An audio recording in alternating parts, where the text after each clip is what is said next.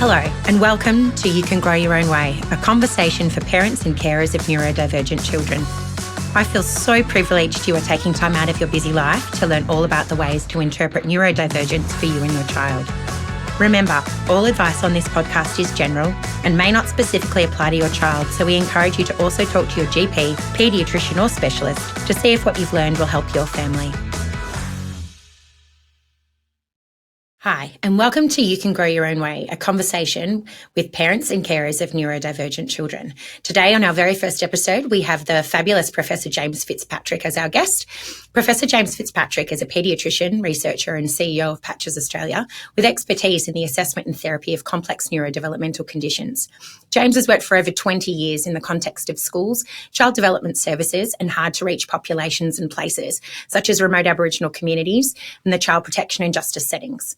Broadening the focus of Patches services across the life course, he is more recently developing models of care for foundational supports in the early learning setting and community-based aged care services.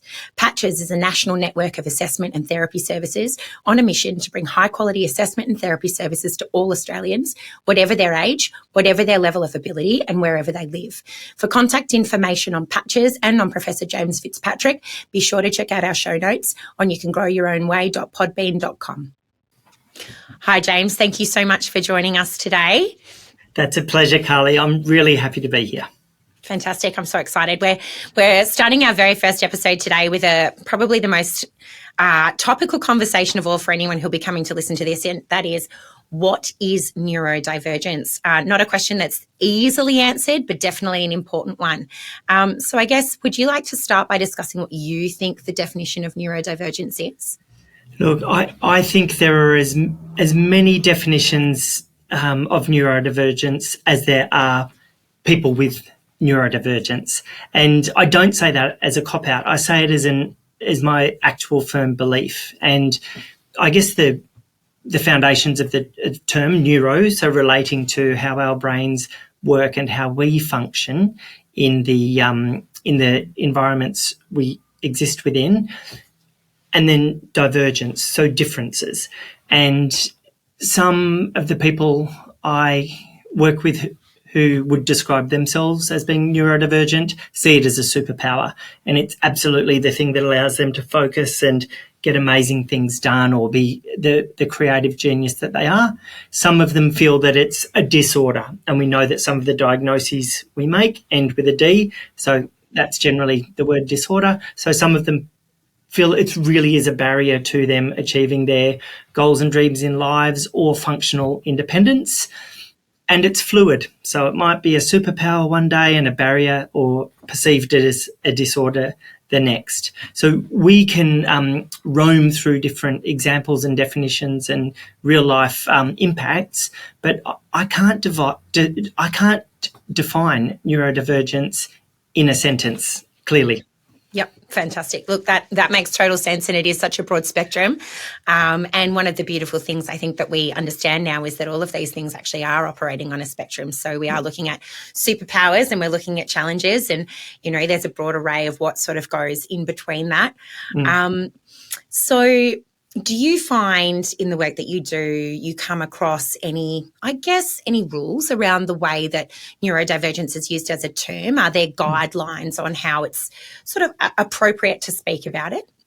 Yeah, look, I think so. So the way people with neurodivergence generally would describe their experience of it is that in some way, in at least one, often in multiple areas of function, such as the home environment and the school environment, or the work environment and the broader community, that their differences relative to people who might be considered typically developing or typically functioning, their experiences create challenges such that they may need to change their behaviour through force of will sometimes, or through learned strategies, or the environment may need to change through accommodations. So it's different to typical development, and I think that by and large people would want it to be acknowledged and validated as a difference, and a difference that requires something to change, either the individual or their environment. Okay, beautiful. Thank you. And bearing in mind that we're hoping that a lot of the parents who are listening to this may be actually coming to it with, I guess, a lot of questions and the very beginnings of wanting to understand their children and what they think may be a neurodivergence. What sort of disorders do you often see fit into the umbrella term of neurodivergence? So some of the more common disorders that we look for, and sometimes people come wondering about, include very commonly known conditions such as ADHD, attention deficit hyperactivity disorder, which can have an inattentive or a hyperactive impulsive subtype, or autism spectrum disorder, or anxiety, generalized anxiety disorder, for example, specific learning disorder. So there are a range of different conditions that that parents wonder about, and educators might wonder about also. And often people will have gone through a process of noticing differences, putting in place accommodations, and sometimes people are really surprised when you unpack all of the things that they've done to try and make the environment right for their child. They'll think, oh my gosh, we've been walking on eggshells this whole time, or oh my gosh, we haven't gone out for months as a family. So people often make accommodations along the way before the level of concern escalates, such as they might seek a professional opinion or diagnosis. And for those parents who are engaging with their children and making those kinds of attempts to assist their child in the environment, and obviously we're talking about a range of disorders, so it's very hard to specify every particular symptom. And I know that you and I are going to have a conversation further down the track about diagnoses. But how do you think we can help parents understand what might be something that could be a neurodivergent disorder versus a developmental stage, or, a behavioural characteristic that the child might just be working through? Yeah. Oh, such a good question. And people change over time also. So somebody who may meet diagnostic criteria for a certain condition at one stage of life may not meet criteria at a later stage, either through developmental maturation or through specific strategies that have helped. So it is all very dynamic. So the starting point really is assessment. And before assessment, I would say, comes screening. So the way we do that in our practice at Patches is either at an individual or whole of group level. So there may be a family member that refers into us because they're concerned about attentional difficulties that are impacting on school engagement and achievement, and further impacting on self-esteem and possibly social and emotional well-being. So we wouldn't start by thinking, you might have ADHD and emerging anxiety. We would start by thinking, let's screen for a range of different functional difficulties and see what kinds of patterns we're seeing. So we would probably do that through a behavioural questionnaire in two environments, the educational environment and the home environment, because we want multiple informants in this process. If the individual is old enough to self-describe or to fill in their own behavioural questionnaire, we might do that. So often the first stage is actually through screening questionnaires. And they would then come back to a professional and generally someone who's quite experienced in pattern recognition in terms of behaviours and emotional symptoms and traits. And then we would probably invite the person in for an initial consultation, which might just be 60 minutes. So a fairly light touch approach, but with some information in advance. And quite quickly an experienced clinical psychologist or paediatrician or psychiatrist or educational psychologist would have an idea in a fairly short period of time through talking and listening and looking at the screening information about the possibility of certain diagnostic entities being relevant. But again, we really try and hold back from saying, oh, actually, I think we need to do an autism assessment, for example. Rather, we try and see the person as a whole and get information from multiple environments and, if possible, do some direct observation so that we could then suggest that they might come in for either a standard or a complex assessment from the relevant clinician. And we would generally say, let's do one thing at a time. So I might see someone for 1 hour as a paediatrician, and I might think, there's enough here that's different to typical behaviour, and there's evidence that it's impacting you in some way, either academically, socially, emotionally. And because of that impact, it makes it important that we understand it better. And to understand it better, we would like to introduce you through to the appropriate clinician. And that might be a psychologist who then goes through a range of assessments, observations, and behavioural questionnaires. So it's definitely an iterative process. And what we want to do is start with a screening type approach, because then you can assess, or you can screen more people using up less time and less resources. And it's only through putting people through that iterative process of gathering information and developing a thought of what might be going on that you would then move forward to a more formal assessment process. Okay, fantastic. That's a really great and thorough response. Thank you. And look, I suppose there's a question that's just popped into my head that I would love to ask. So if you are a parent or a carer who's listening to this and they're nodding their heads along, going, yep, okay, I've noticed some of these things, I know firsthand from lived experience that it can feel really, really daunting. It can be quite a scary place to be. So from someone who probably has seen quite a lot of families, is there anything that you would say to those parents and carers at this particular point in time when they're starting their journey? Yeah, I would say back yourself, back your intuition. And if you feel that something's not quite right, you're probably right. It doesn't mean that a person will definitely meet criteria for a certain diagnostic outcome. But again, it's that the combination of there being differences and there being a so what in relation to those differences. Yep. So I'm slightly inattentive. That's fine. If it's not impacting my learning and my social interactions, or I might be a little bit socially awkward. But that's okay if I'm happy to be socially awkward and I love just having a few good friends in life and I'm thriving.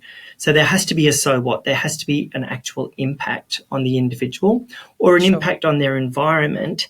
As I mentioned before, people feeling like they're having to sort of tread on eggshells so they don't upset the person. So I would say back your intuition and educate yourself, but educate yourself through reputable sources.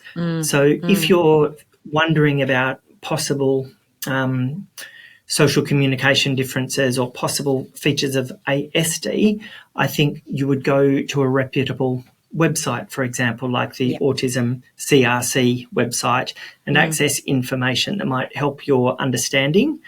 And the other thing I would say is it's encouraged to start implementing strategies of support, even if there's not a formal diagnosis there, because most of the strategies that are recommended are just good ideas and they'll probably help all of us. Parenting. Yep, exactly.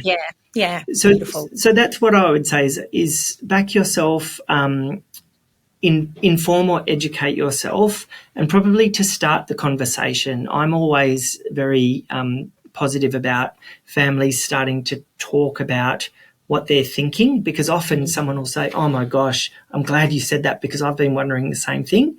And then if there's a chorus of concern, particularly from the individual involved, then absolutely take steps towards a reputable assessment process, because you want to get these things right. So going back to the term neurodivergent, which can, for some people, its meaning is very, very clear, and we've been discussing that throughout this. Do you think neurodivergent automatically means that you have a disability or a disorder? No. Would you mind elaborating on that? Yeah, absolutely. So I'm probably in the superpower camp, and I know some people don't like that word being used in relation to neurodivergence, but I have just seen so many examples of where the strengths and particular traits of an individual who is neurodivergent have a really positive application in the real world. Yes. I think sometimes, particularly through a traditional education system, I use the analogy of we're almost caged chickens sometimes in those environments. There is a curriculum, there's a time frame, there are certain standards, and it's important. A systematic education system is important for society. Some people don't thrive in that. So I would say that neurodivergence in the right environment is almost always a positive. There are definitely problem behaviours, and there are definitely barriers to functioning that are real. I'm not going to take that away at all from anyone. And this is my field, so I'm obviously dedicating my life to it because it's important. But I think if we can tap into the strengths and the positives in any individual, but particularly people with neurodivergent conditions, then we're setting them up for success. Whereas if we do take a deficit approach, then we're trying to fix something that's, in some instances, it's just part of a person. It's just how they are. And so what we need to do rather is understand that, leverage all of the positives and all of the opportunities that come with that, and then try and create a pathway for that person and accommodations in their environments so that they can thrive. So that's why I would say, going back to your original question, I wouldn't always peg things as a problem or as a disability or a disorder, but sometimes it is. Sometimes they absolutely are, and in those instances, that's where we've got to really understand that properly and put in place supports for the individual, but also their caregiving environment.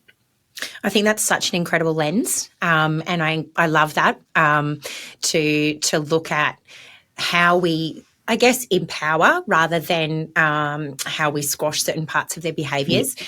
And as a mum, that's a beautiful message to be receiving. So I appreciate that message immensely. I've got a little curly one for you. Tell me if you don't want to answer it. No, shoot. So I would say that the term neurodivergence is used a lot more. People are labelling themselves and being labelled neurodivergent a lot more.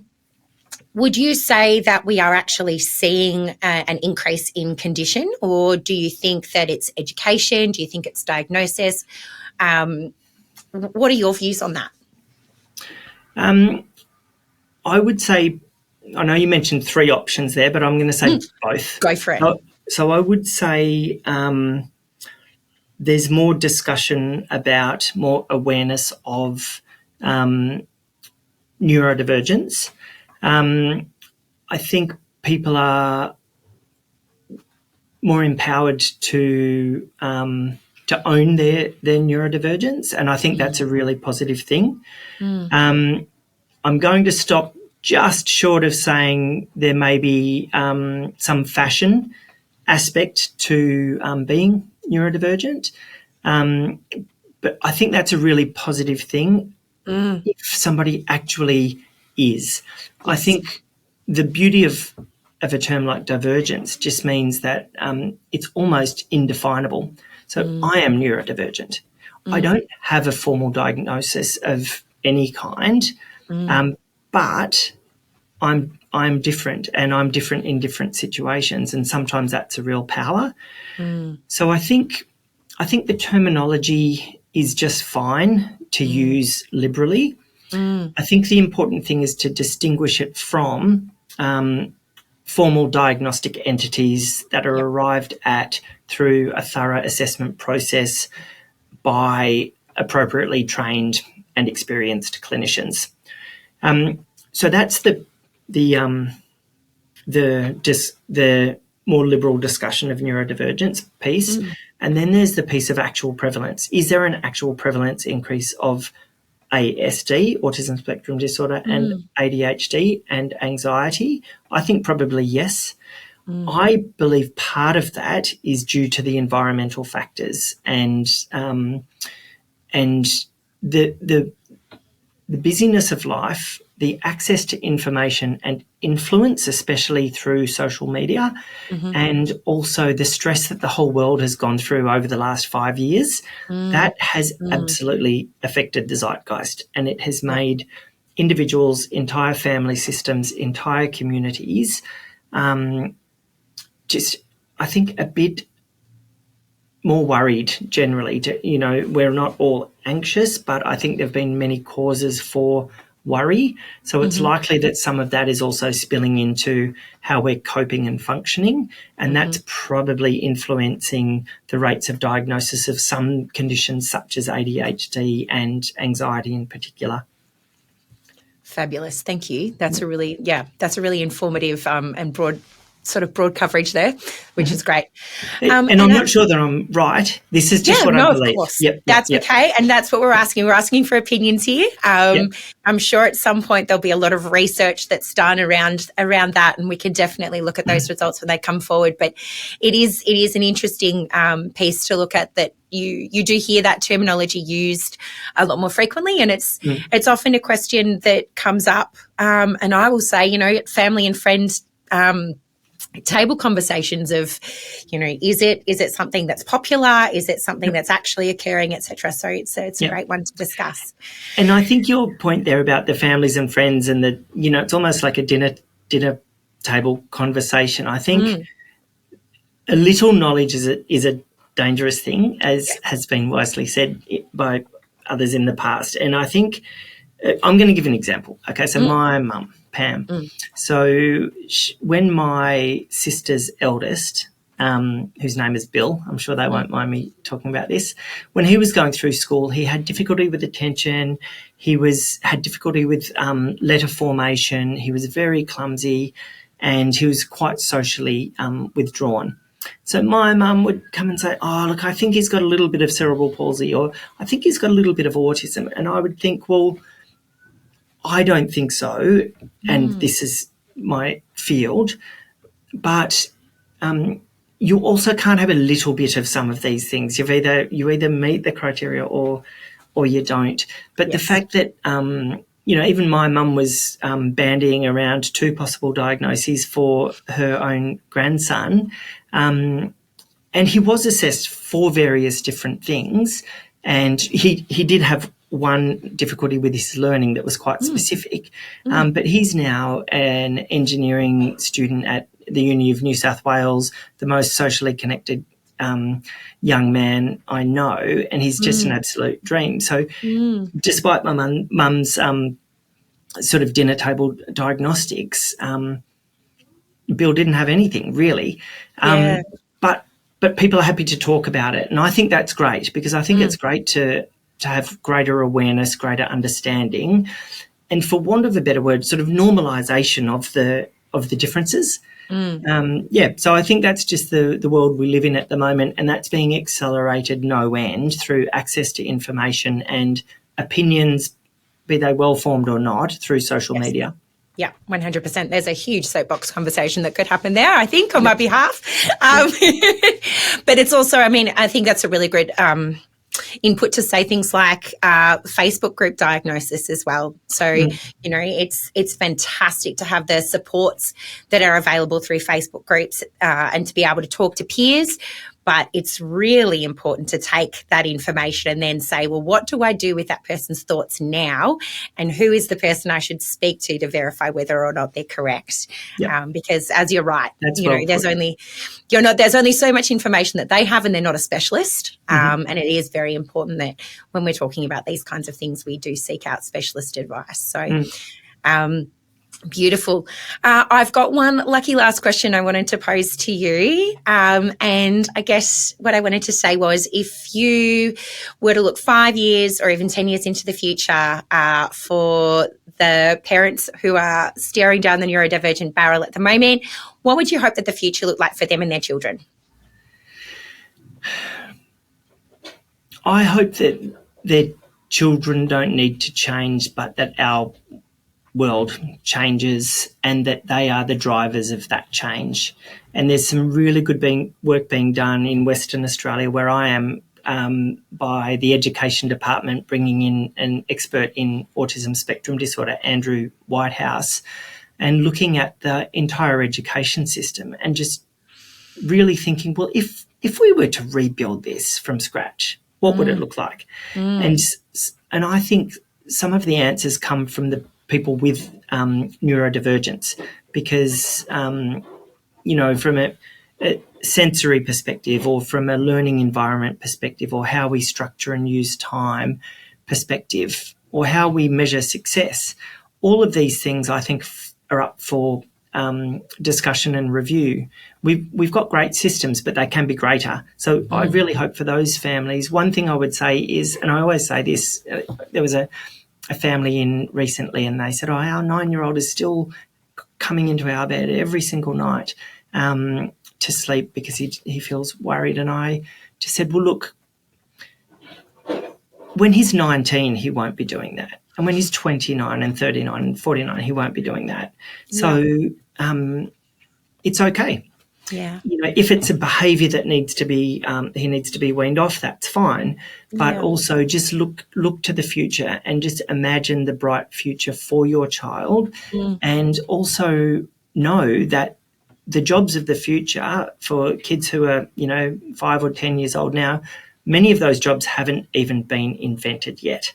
So this might just be the kids with neurodivergence might be the tip of the spear of, human development. And that's what really excites me. So I think get behind them, build them up, work with their strengths, and celebrate their differences.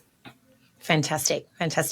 I really want to thank you for your time today, James. It's been completely invaluable, having the experience and the passion that you're sharing with us here. So thank you very much. We'll wrap up the conversation from our end here, and hopefully next week we will be hearing all about autism. So make sure you tune in for that one, and we'll speak to you then. Thanks. Thanks, Carly. Be sure to check the show notes on our website for any links and references. You can find us at youcangrowyourownway.podbean.com. And if you found this episode helpful, we would love you to help us get the word out. You can share the podcast, tell a friend, and be sure to click the follow or subscribe button so you can access all our new episodes. You can also find us on Facebook and Instagram, where we would love to connect with you. You Can Grow Your Own Way recognises Aboriginal and Torres Strait Islander peoples as the first peoples of this place, now known as Australia.